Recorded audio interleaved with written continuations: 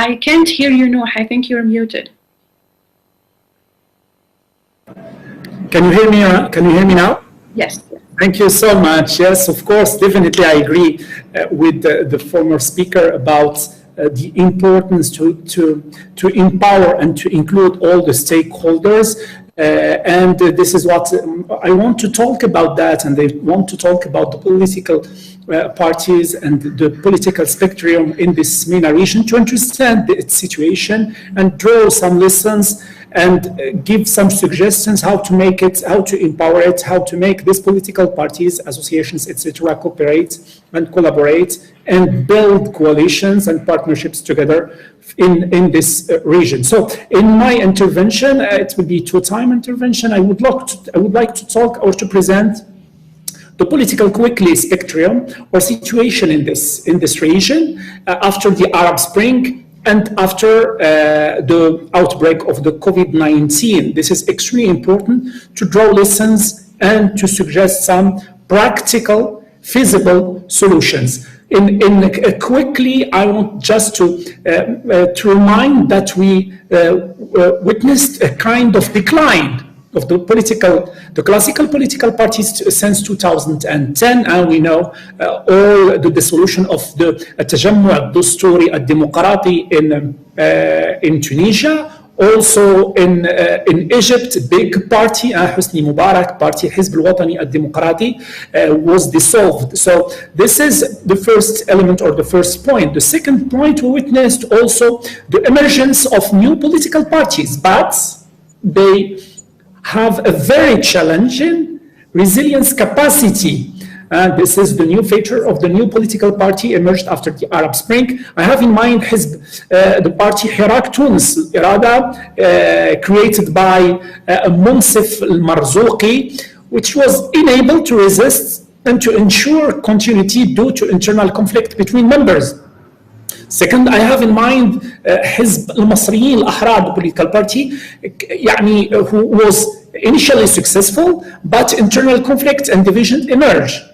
I can give few other examples. حزب المصري الاجتماعي الديمقراطي, العدل ومصر الحرية, حزب الدكتور. I can give few political parties, example for few political parties from Morocco, الاتحاد الاشتراكي, etc. So this is the second main feature or characteristic of the political party or political spectrum after the Arab Spring. We notice also a counter-revolution and the return of the military institution which is controlling the political party, such in Egypt, such in Algeria, in Sudan, after the coup d'etat and after in Egypt, or after what's happening in the second wave of the Arab Spring in Sudan and in Algeria.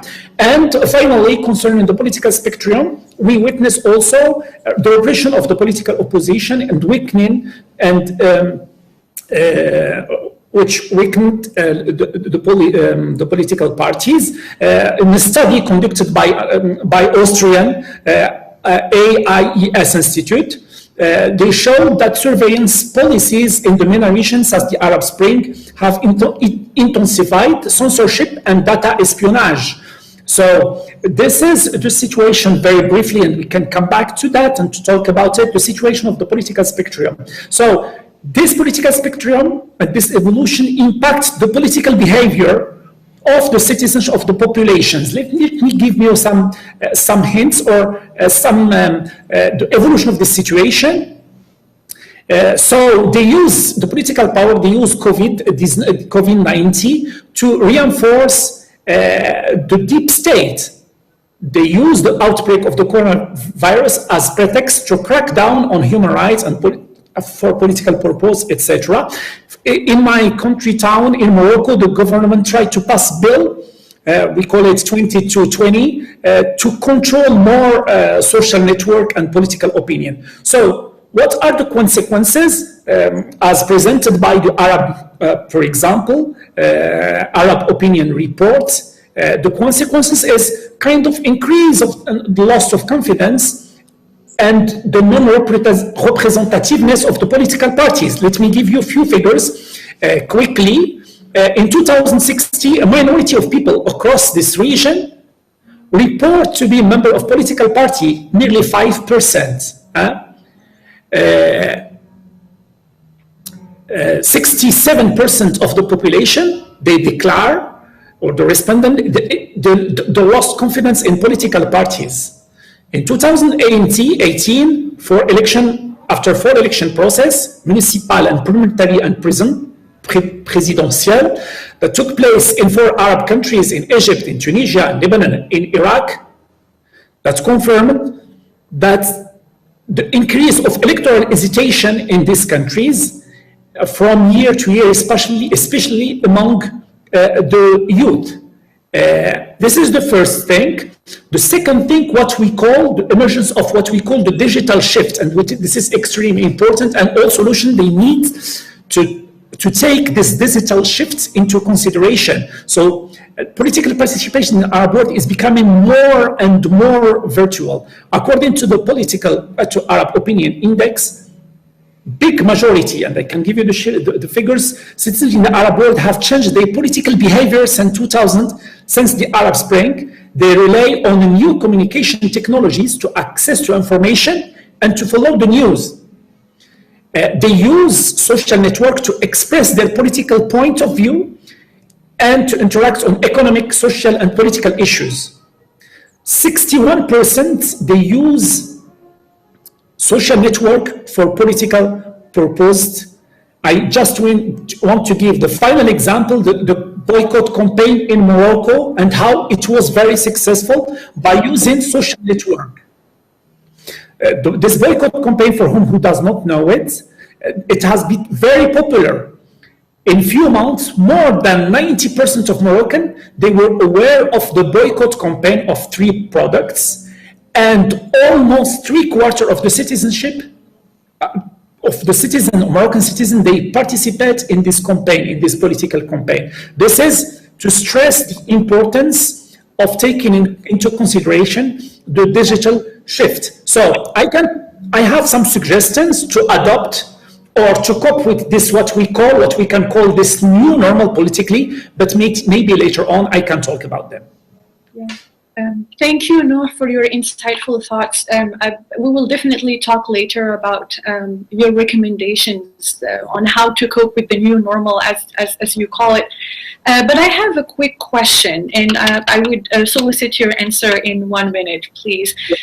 You've mentioned the situation and from the perspective of the southern shore of the Mediterranean, which I think is very important, because oftentimes throughout the past 25 years, there have been a lot of situations where the two shores did not understand each other and did not account at least for each other's priorities.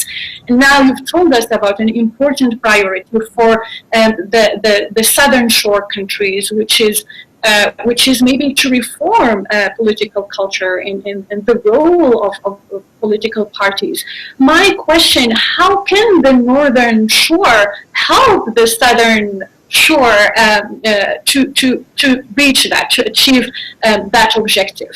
I know it's too complicated to answer in 1 minute, but if you can maybe name 1 or 2 things that our friends in the northern shore could do to help and the countries in the southern shore deal with the failure of political parties and political culture, maybe.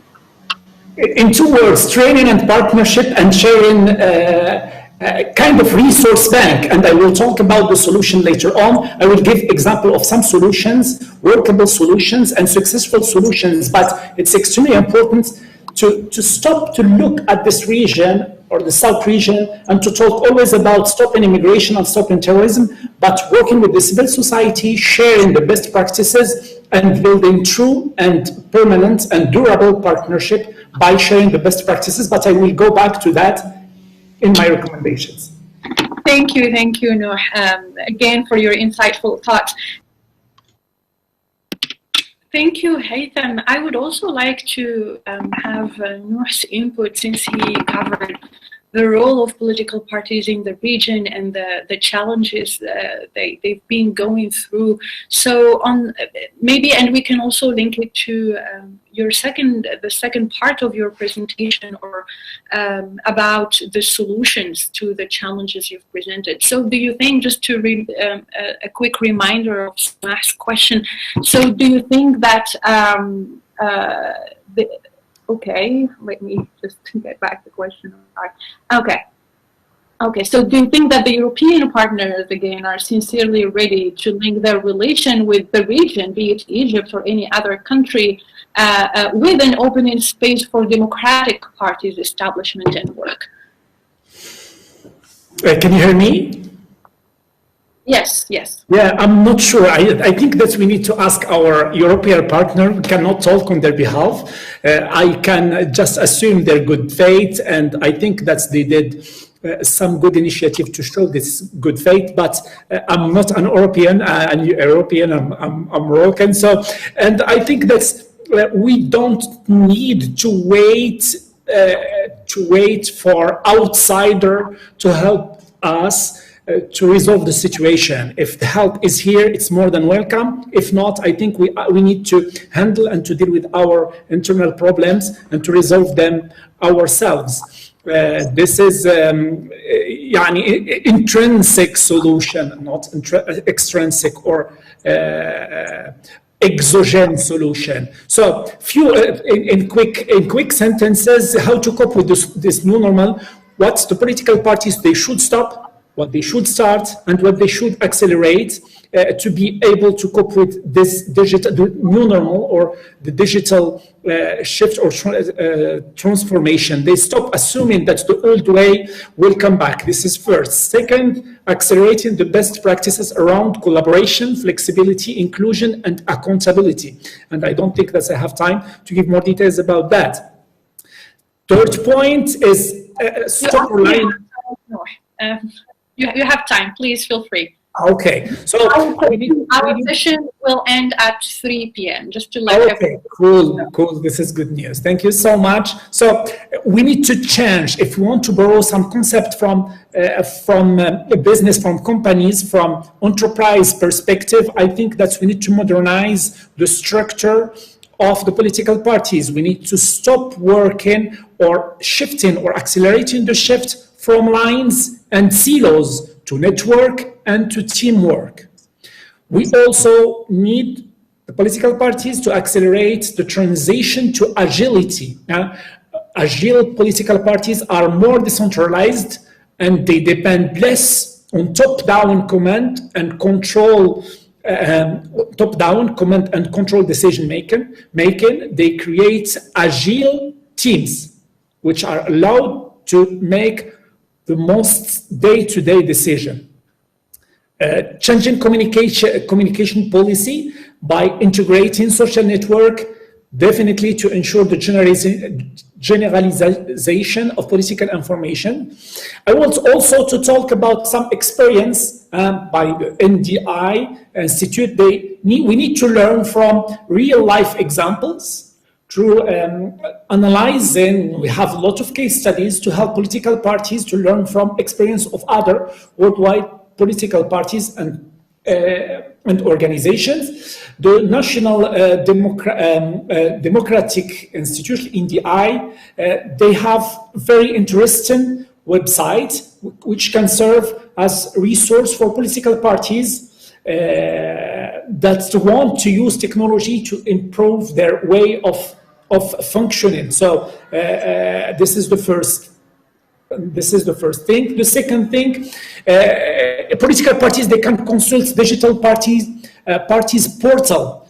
Once again, if we want to improve the work of the political parties, we need to be able to cope with the digital transition. So digital party portal is also a resource that parties can use to start adopting new technologies in their day-to-day work, and to participate definitely with confidence in this digital evolution. We can find many programs. One of the programs is Candidate Cloud, which offer political parties data-driven engagement strategies. We can use a program called Freedom. It's kind of private network that empower political parties and their members and can make the network more focused and more strong. We can also use Zeleno program, which also can be useful. Political parties also, they can, for development partnership and network, can use face banking program, and all this program we can find them easily in internet to identify possible voter and customize campaign messages on Facebook. The final program, which is I find extremely that can be very useful to political parties. The name of the program is GOV, G-O-V. It's a program that helps party and citizens to learn from each other. And this is why I talked in the beginning about resource bank and mutualizing resource. For our case, for our political parties, it's definitely better to accept the reality that the future isn't what it used to be. And we need to start to think how to make it work after the Arab Spring and after the digital shift. In order to accelerate the road to recovery, political party leaders, they need to instill spirit of both of purpose and optimism, and to make the case that even an uncertain future, which is our case right now, with effort, can definitely be better. Thank you so much. Thank you, Nouh. Maroon, do you have any